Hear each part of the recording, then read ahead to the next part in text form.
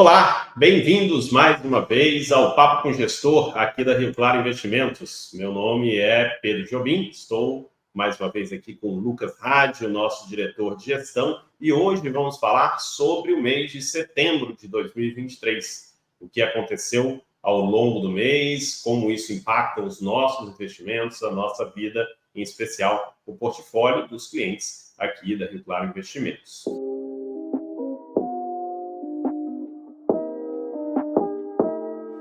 Bom, Raj, vamos falar um pouquinho sobre esse mês. O que foram os principais pontos aí que aconteceram ao longo de setembro?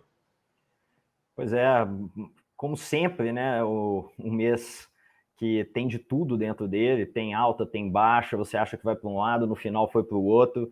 É realmente aquele mês em que, se você lembra do começo dele, você pensa que foi de um jeito, se você lembra do final, você pensa que foi do outro. Tem que realmente ver como é que foi o somatório das coisas no final para entender o net ali do resultado, né?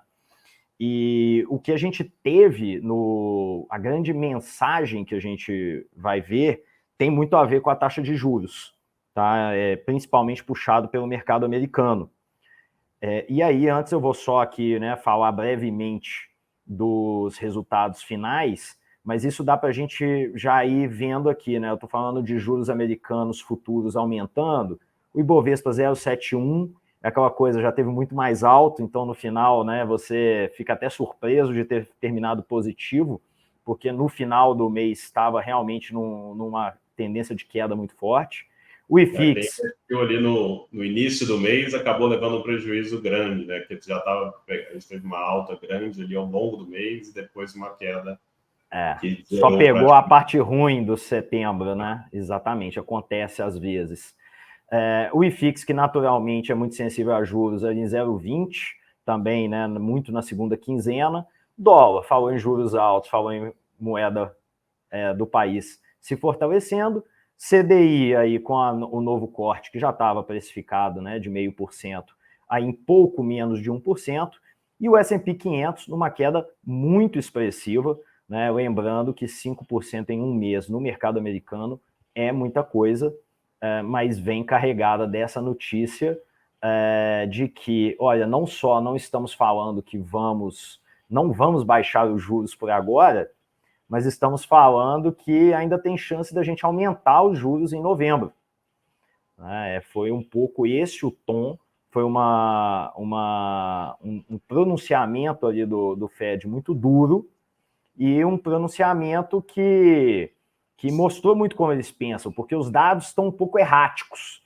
Então, aqueles dados que o mercado uma hora força para falar assim, olha aqui, mas aqui está mostrando que está fraco, né? Por exemplo, a gente estava acompanhando as greves, né, das montadoras lá nos Estados Unidos, né? O presidente Biden negociando com eles, isso já te mostra um momento mais complicado da economia, mas aí você vai e vê em outras pontas a inflação não cedendo. Vou comentar um pouquinho a respeito da inflação daqui a pouco. E aí vem o Banco Central e fala assim, olha, na minha leitura, o resumo que eu tiro disso tudo estamos mais para eu aumentar um pouco e a gente chegar arredondar ali nos famosos 5, do que a gente está falando de começar um ciclo de queda de juros. Então, daí o mercado reprecificou todas as suas expectativas. Então, resumindo, eu acho que, pelo que eu entendi, a partir de agora, a gente ou tem juros um pouco mais altos lá fora, mas mais preocupante ainda, mais altos por mais tempo, né, do que se esperava. Com certeza, mais altos do que se espera. A gente já está falando aí de potencialmente ter um começo de ciclo de queda no final do ano que vem, talvez em 2025. Isso muda muito as perspectivas, inclusive no cenário nacional, mas eu vou falar isso daqui a pouco. Perfeito.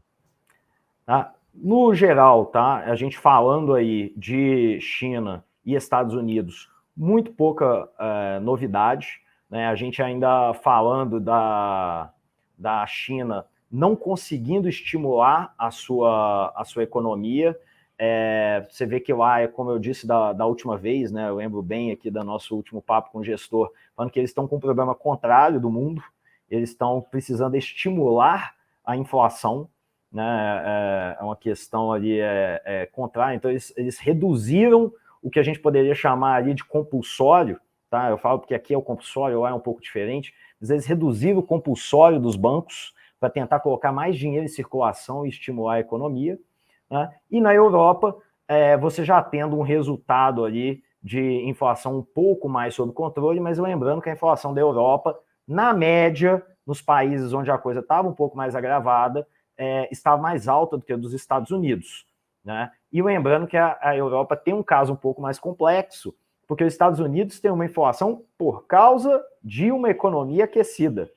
E a Europa tem a inflação por causa de uma geopolítica complicada com um crescimento praticamente estagnado, que é o pior dos mundos. Então, Europa aí navegando um inferno astral que não tem muito sinal de terminar. E aí, a gente coloca aí, mostra como que a gente tem uma projeção, né, das curvas de juros, todas em tendência de alta, a gente observando aí esse movimento, que tudo bem, depois você tem até alguma correção, mas em geral você está falando ali, né, não dá para ver aqui certinho embaixo os anos, mas todo mundo conseguindo ver muito claramente como que houve essa tendência de alta ali na ponta final dessa curva. E um alerta, não sei se poderíamos chamar de um alerta, mas há uma reflexão provocada pelo presidente da BlackRock, em que ele colocava o seguinte: muito dessa inflação vem de commodities, vem de petróleo, vem de minério de ferro, que vem de geopolítica, vem de uma nova ordem, onde a China e os Estados Unidos estão cada vez mais dicotômicos, onde a OPEP tem cada vez mais, seja com a Rússia, seja com os Estados Unidos, entraves mais sérios, e ali você tem precificações que afetam a inflação, independente de taxa de juros. Então, ele alertando para, olha, não sei o quanto que vai ser só que é uma inflação a ser tratada com taxa de juros. E isso é muito complexo, porque ao mesmo tempo que pode parecer uma notícia do tipo, mas então vamos baixar a taxa de juros, pode parecer também o seguinte, então não tem o que fazer, né? Não temos uma arma na nossa mão para a gente utilizar.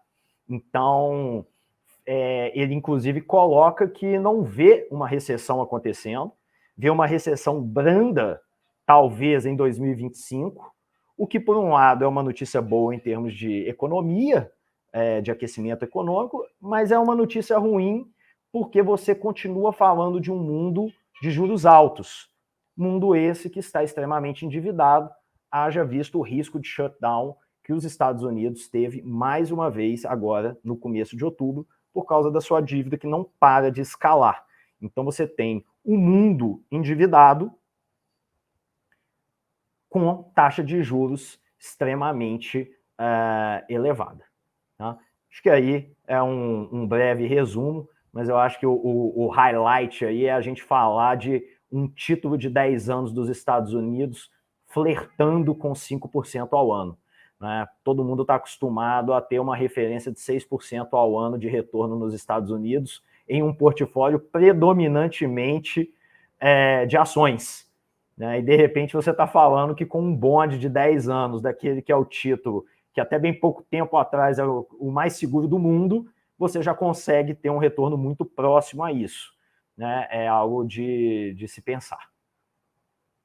Então, acho que é um ponto ali que, até fazendo um olhar para trás, né, na caminhada que a gente teve em tão pouco tempo, né, ali da época pandemia e até um pouco pré-pandemia, né, que a bolsa não parava de subir, até porque não tinha no que mais investir lá fora, né? A gente teve tanto tempo com juros zeros, então, se você queria ter algum retorno, você tinha que correr risco dentro do mercado. E agora a gente volta para um cenário ali que não se via há algumas décadas, né?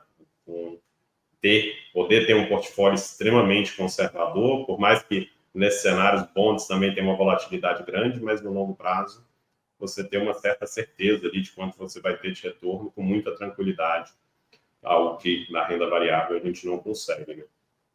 Sim, isso resultado de guerra, resultado de endividamento, de briga no Congresso, né? O McCarthy lá fazendo jogo duro realmente para liberar a verba para as despesas ordinárias do governo, a proximidade de eleição. Então, tudo isso, né? Você não está falando só de eleição, você está falando de uma crise política e mundial, que leva você a ter taxas de juros inimagináveis aí há alguns anos atrás. Não muitos, 3, 4 anos atrás. E agora falando um pouquinho de Brasil, né? Eu acho que é até legal, antes de passar a palavra, muita gente perguntou aí das últimas reuniões como que realmente funciona esse quadro aqui que a gente mostra. Aqui a gente analisa a variação dos títulos públicos brasileiros, que é um bom norte ali para você acompanhar o que de fato é a variação dos juros, né? Muita gente acha que, e a gente vê muita notícia disso, né? Influencers falando de os juros caiu, a Selic caiu, o que a gente faz com os investimentos, mas o importante é a perspectiva de juros que a gente tem para o futuro. É isso que realmente precifica. Quando a Selic caiu, tudo já aconteceu, né? E o que a gente olha mês a mês é essa variação da taxa dos títulos públicos, porque ela refletem, de fato, as expectativas dos mercados para o ano ali de vencimento dos fundos, né? Então, as LTN são os títulos pré-fixados, e as NTNBs daqueles títulos com juros reais, né, que pagam inflação mais um certo tempo. E eu acho legal, a gente pode mostrar para o pessoal, né? É aquela história, já... Poxa, estamos falando só de alta de juros, e está ali caindo, né, o spread da NTNB 2024. Por quê? Porque o Banco Central brasileiro já deixou claro na ata dele que vai haver nas próximas 2 reuniões, quedas da ordem de 0,5%, né, salvo se acontecer alguma coisa muito diferente. Ou seja, de que adianta tentar agir em cima dessas 2 quedas de 0,5% que eles falaram? Nada. Já está precificado aí no título que vai haver essa queda, porque mesmo em um mês que há um movimento, deslocamento positivo da curva de juros, você ainda nesse vértice ali específico, que é esse mais curto, você conseguiu ver o prêmio diminuindo, né? Exatamente porque já está precificando a decisão que provavelmente vai ser tomada.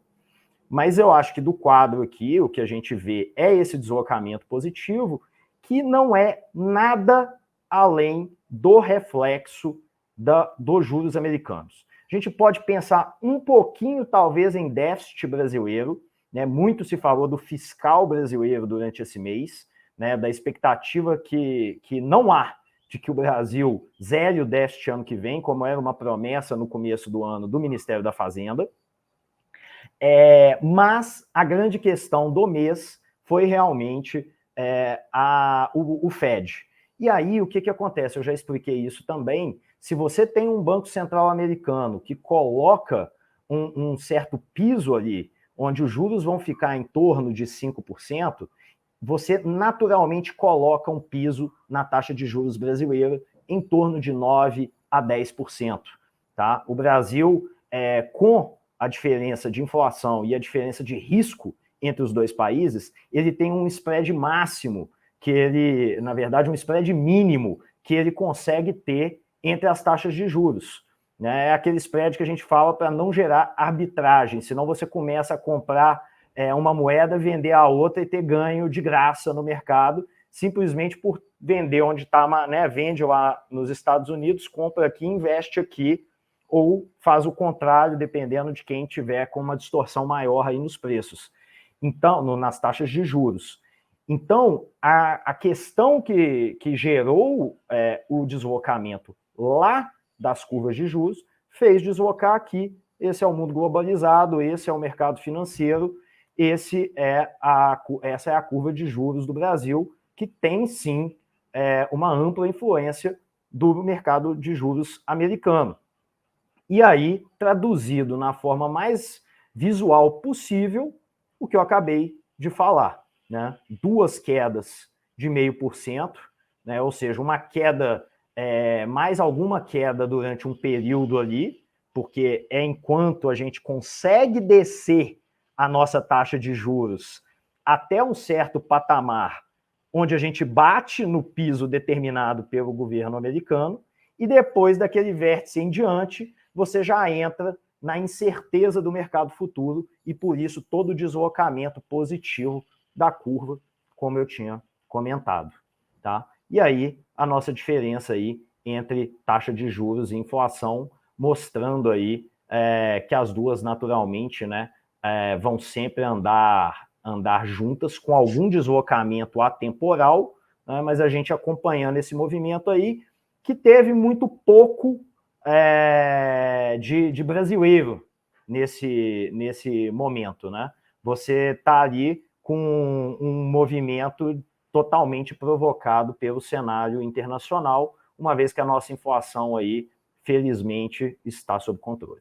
Perfeito, eu acho que falamos bastante, né? A gente vem aqui, eu acho importante deixar claro para todo mundo, né? Falando muito sobre juros, porque não vejo como nenhum gestor pode ter olho para outra coisa em relação às decisões financeiras, né? A gente tem aqui uma grande incerteza no mundo hoje para onde vão essas taxas de juros, uma mudança grande de paradigma daquele mundo que a gente vivia há algum tempo, e os juros são a ferramenta para se precificar qualquer ativo. E aí eu queria, Rari, só que você falasse brevemente aí para a gente encerrar um pouco do que a gente vem fazendo, das perspectivas, o que pode mudar nas nossas projeções aqui, nas nossas carteiras, dado todo esse cenário de tanta incerteza, mas também uma possível oportunidade grande para o investidor aí de aproveitar esses juros altos também. A gente tem aí, desde o começo do ano, reforçado muito a nossa posição de surfar a queda da taxa de juros. Os últimos acontecimentos colocam uma certa pausa nesse movimento e dizem que essa onda pode ser uma onda um pouquinho menor do que a gente gostaria, né? Então, nesse momento, óbvio, não de maneira exagerada, não de maneira precipitada, mas a gente começa a analisar que talvez caiba a gente aproveitar um pouco mais esse momento de Selic alta com inflação baixa, onde a gente está falando de uma taxa de juros real interessante, onde o investidor consegue ali um prêmio de risco, um prêmio sobre a inflação muito interessante, sem estar correndo risco adicional, e essa passa a ser a grande oportunidade do momento.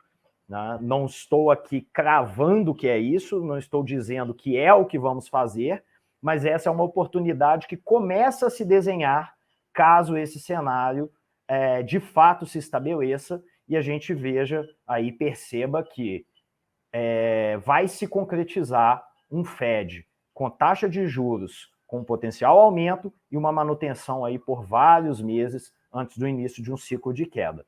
A Selic vai continuar caindo, mas paulatinamente, mas enquanto isso a gente sabe muito bem que você vai ter aqueles juros futuros flat, né? Então o que é isso? Você tem aquele dente nos próximos 1 ano e meio ali, mas depois, ao invés de você ter uma queda mais plana, você tem um movimento de estabilidade. Isso faz com que quando você compra um CDB, uma debênture, um título, ou mesmo um fundo de investimento de renda fixa, que tem um vencimento médio, uma duration média de 3 anos, 4 anos, 5 anos, ele esteja com um prêmio ali bastante interessante sobre a inflação implícita do período. Perfeito. Acho que aí a grande ciência do que a gente vem fazendo hoje, né, como aproveitar ao máximo esse momento de juros reais altos, dá para ganhar bastante dinheiro sem nenhuma volatilidade, e ao mesmo tempo ir plantando as sementes para surfar os juros baixos quando eles vierem, mas parece que realmente uma queda vertiginosa fica mais longe ali ao longo do tempo, né? Mas enquanto isso, a melhor qualidade dessa estratégia, né, que a gente vai colhendo os frutos enquanto os juros ficam altos. Se eles caírem, a gente se beneficia muito. Se eles se mantiverem, a gente aí continua com juros real muito bom aí dentro das carteiras contratadas. Muito obrigado a todos que acompanharam até aqui. Mais uma vez, o Papo com o Gestor. Se você já é cliente da Rio Claro, mande suas dúvidas para o seu planejador financeiro, para a gente poder discutir elas nos próximos Papos Gestores. Também, se tiverem alguma sugestão do que vocês gostariam que a gente abordasse aqui, é sempre um prazer para a gente aí deixar sempre cada vez mais informação e alinhamento junto com vocês. Se você não é cliente ainda da Rio Claro Investimentos, a gente vai deixar aqui embaixo do vídeo do YouTube todas as informações que você precisa para poder se tornar conhecer o trabalho e ter direito a uma primeira conversa sem nenhum custo ali para conhecer bem como funciona e se faz sentido para você. Obrigado, Jobim. Obrigado a todos e até o mês que vem.